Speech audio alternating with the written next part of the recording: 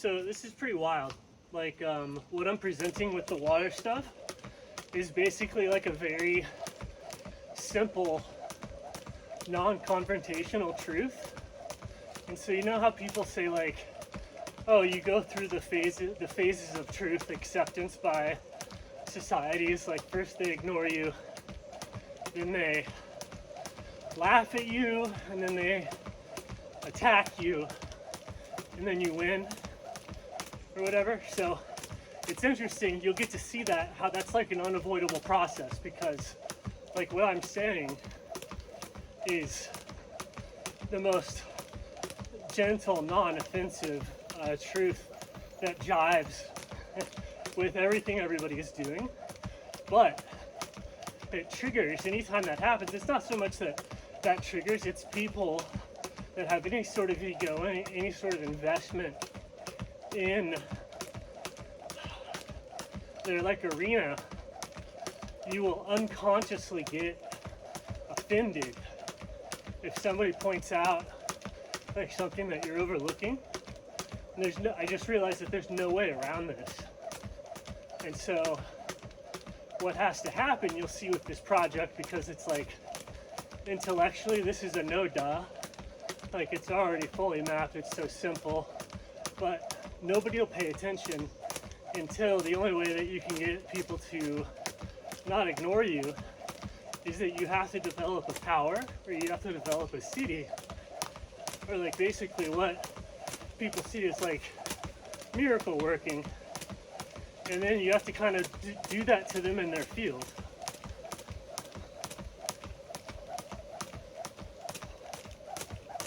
So, you know, fair is fair, of like you have to apply the truth, right? So that's that process. It's not so much people rejecting the truth. Like if you have a truth, or your culture of movement has a truth, it's not so much that people don't believe your truth, or they can't. It's that the application is the domination, right? So you have to just start beating the best of the other people in their field with like less effort. So you have to figure that out. And yeah, it would be easiest if they figured it out. Like, so what I would want to do is to teach somebody who's like not old and injured, right? But nobody cares until you do it. So it would be easier if everyone just picked up your truth, or your social movement, or whatever, but you know, just understand that we can't. People can't. It doesn't make, you can't, until it starts beating you, until it starts winning, you can't tell the truth from insanity or schizophrenia. And to be honest, they're not really different from each other, right? It's only one is the person that has started to apply it. So once you start to apply it, you start to get laughed at, because the first defense mechanism is kind of to ridicule. And so, but the ridicule gets attention. So it's like kind of starting controversy. You start to get attention, and then, you know, the only reason you got attention is because it made sense to some people, or it made enough sense to trigger people. And so the attention does the ridicule always does the opposite of what people want. It always gives the person more attention. And if they have a truth, like if somebody's getting ridiculed, whatever it is, if they're holding a truth, then that truth also gets attention. And so if the person's holding a truth, the ridicule can turn into basically the spreading or the enhancement of that truth. So it starts to become like whoever is still against the truth at that point, then there starts to be a direct confrontation. And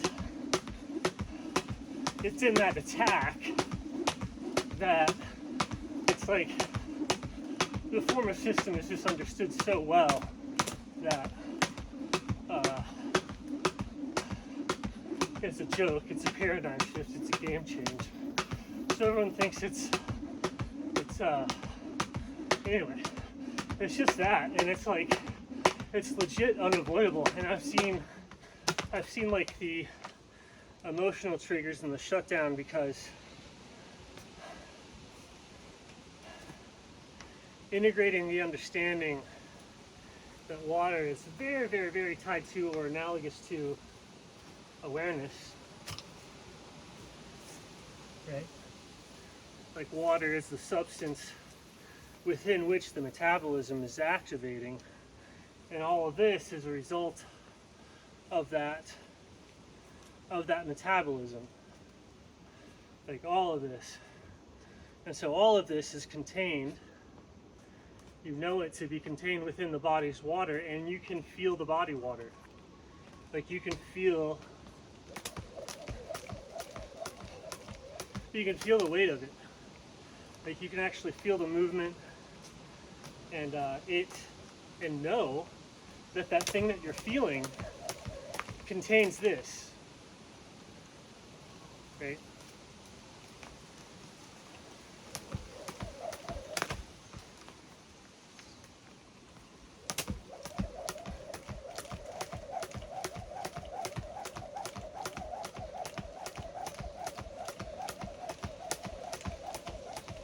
And so what you can do with water becomes like so absurdly obvious that it's like it's you know, it's on the level of like the invention of a shovel or a backhoe, or you know, it's not exactly bringing anything new to the table. It's not. I can't find a single pattern on earth that conflicts with the behavior of water. And how could it? Because all those thoughts, all those experiences, everything was happening inside of water.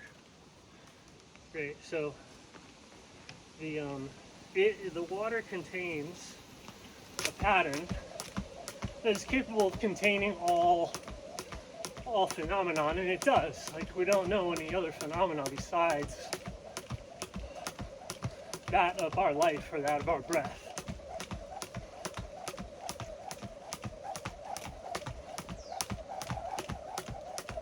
Or at least if there is more to that to study, you're not going to talk about it. So in terms of like the limit of, like in terms of the descriptible phenomenon that could be thought of or perceived, all of it takes place in water, kind of dissolved in that boundary layer. So it's all in there. So you study water, and you're studying the container of all things, awareness.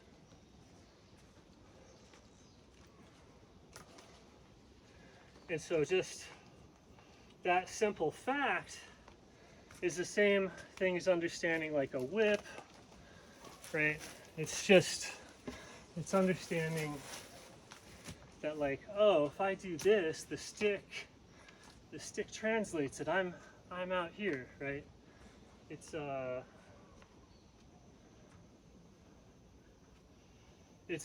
tool. It's an obvious tool. So I expect there, you know, of course, there's going to be some pushback, because I mean, it's obviously the most useful thing to understand if you were going for that sort of thing of like a universal understanding or a generalizable understanding, a consciousness which can make sense of, which can contain all known phenomenon. Like if you're gonna even go for that mind state, you would have to mimic it structurally off of water, because that's the only thing capable of containing a perceivable metabolism as far as we know it. Water is the only thing capable of like facilitating the chemical reactions that we call breath and perception.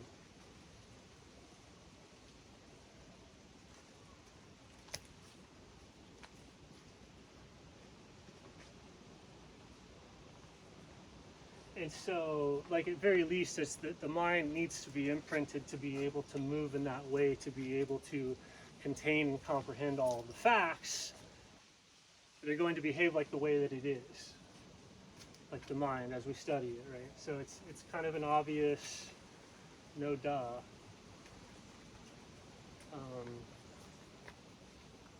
So yeah, I'll just keep kind of doing this and trying to get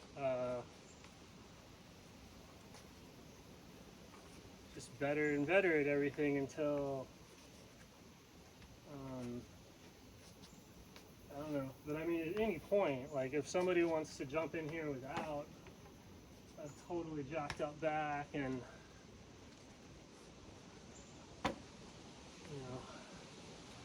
totally fried everything else, oh man, everybody wanted to try it. I think you get really, really good at whatever you're already good at.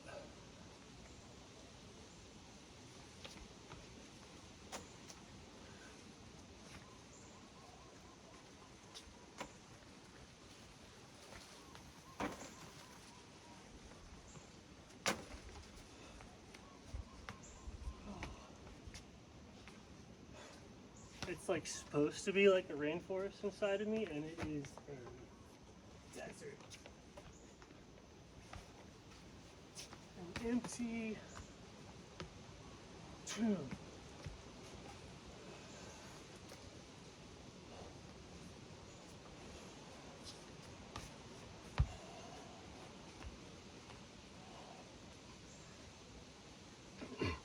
And so see, again here it becomes more interesting. Instead of picking up a stick to like do some move or to do a move that has an effect, feel the effect that the stick has and use that effect to, pressurize and direct the water in the body.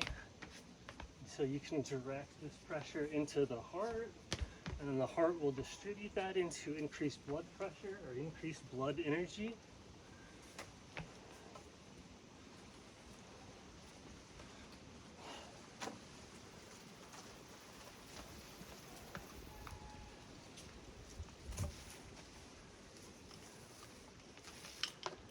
And then push, it just increase the water pressure so it starts to bleed into the deeper and deeper tissues. Mostly a passive thing because you don't want to try and activate the tissues and cause tension. You're trying to saturate them with water. So you end up doing very classical intuitive exercise that any healthy person just does without even thinking about it.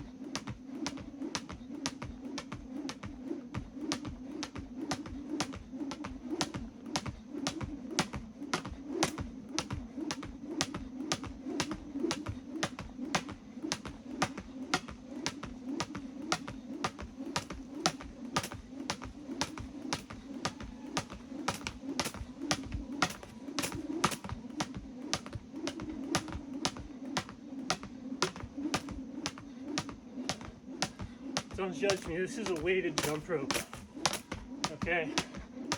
So I'm going pretty fast, it's like 5 pounds or something. Or that's maybe a huge exaggeration. It's several pounds.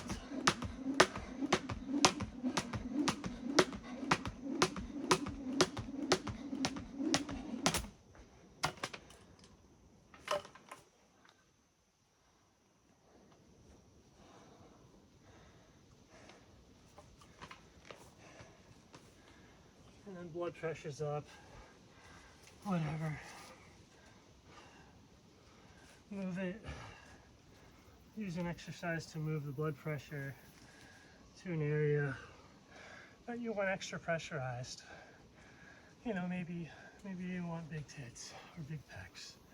It's the same thing. Girls, if you figure out how to have big pecs under there with your awareness, it makes you have big tits. Guys, the same thing gives you pecs. It's the same thing, and it's both in everybody's control. Everybody's in control of their body, so if you do these pressurization exercises with intensity and regularity, the area that you're focusing on will pressurize in a good way. So the tissue will inflate and it'll just get nice. And that's just from doing, just pressurizing it. You're not trying to punish it. You know, let's just get big pecs here. Let's get big tits, right? Big firm tits for both genders. Just visualize while you're doing this the biggest, firmest tits or pecs you possibly can imagine, right? And you're not trying to do push-ups. Don't think about the push-ups. Think about, and what I'm doing, pumping water pressure into my body, and then is it dumping that pressure that I put into my body into my tits?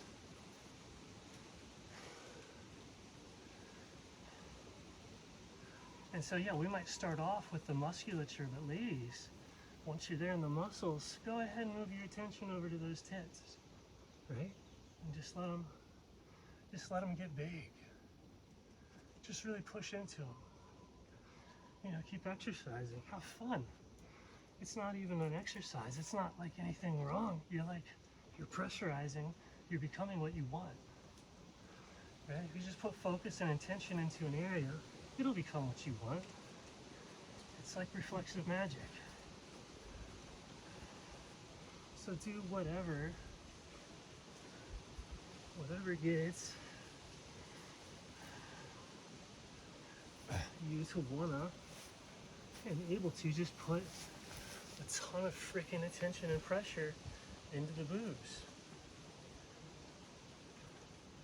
Just get the heart rate up and then just explore the boobs, right? Like explore the bottom part of the boob.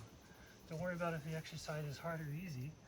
Just put a shit ton of attention there. That's bodybuilding.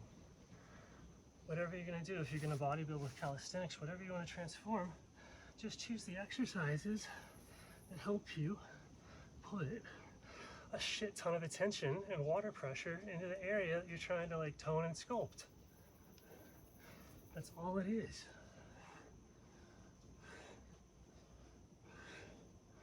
And once you realize that's how simple and stupid the game is, you just figure it out and there's no more fear.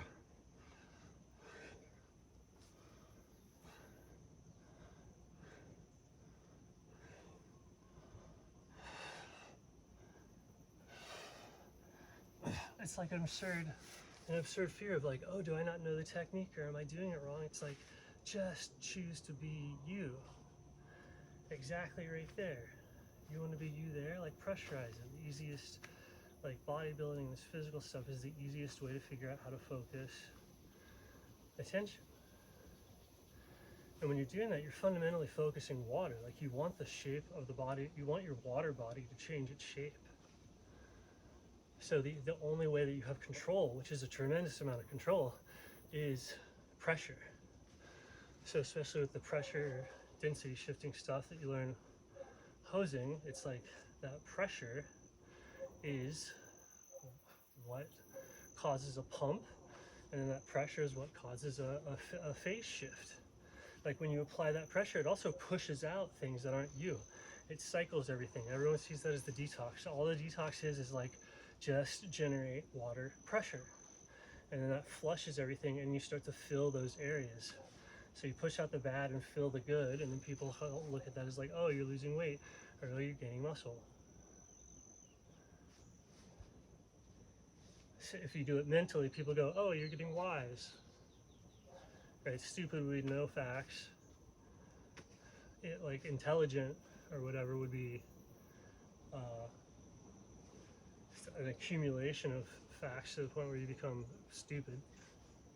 And wisdom is when you can apply a pressure behind the facts to push out to push and to create and see the actual pattern it wants to be, to apply a empty pressure to your mental landscape and to see how things are wanting to flow, and to use language to describe the flow of things rather than trying to use a rigid structure to control things.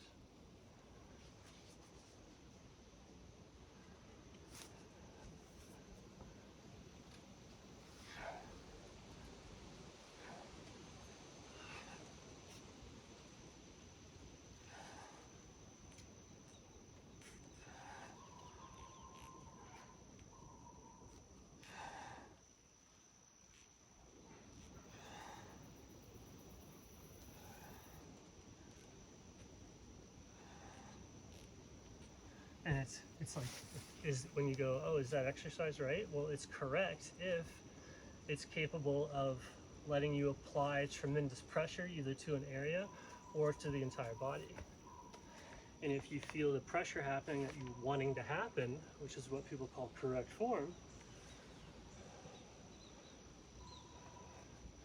then you're doing productive exercise. Productive exercise has to be at that central point of where you're creating pressure, and that pressure is what cycles the blood beyond what it would normally get, and inflates the tissue and stimulates the growth hormone or whatever more than you would normally get is the pressurization. So you have to look in the moment of saying, is this exercise causing that elevation in blood and tissue pressure? And then the next level would be to understand exactly what that pressure is, where it comes from, and that sort of thing. So you don't really need to know that.